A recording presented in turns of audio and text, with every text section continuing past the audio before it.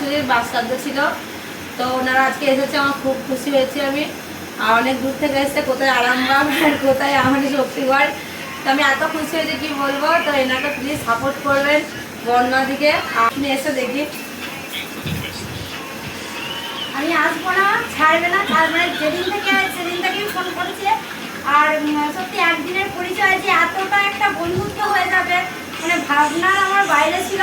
আর আমি আসবো না, কারণ রাত্রিবেলা আমাকে ফোন করেছে, দিবে তোমাকে আসতেই হবে।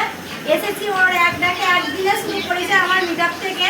তাছাড়া ওকে আমি চিনতাম না, জানতাম না। হ্যাঁ চিনতে, ওর ভিডিও আমার সামনে আসতো, দেখতাম, কিন্তু এইভাবে কোনোদিনের সাথে কথা হয়নি। যেহেতু একটা ভাইরাল, আমি আমাদেরকে কি বলবো, আমি কিছু ভাইরাল নয়, আমি আমার ঠিক আছে।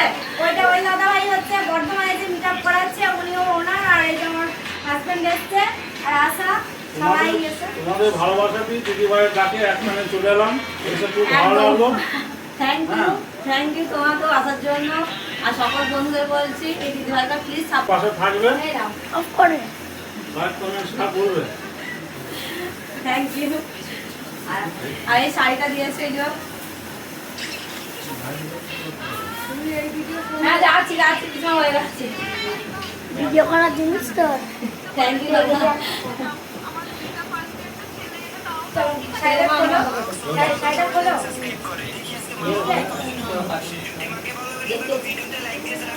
খুব ভালো হয়েছে, আমার খুব ভালো লেগেছে। অফ করে টাটা গাইস।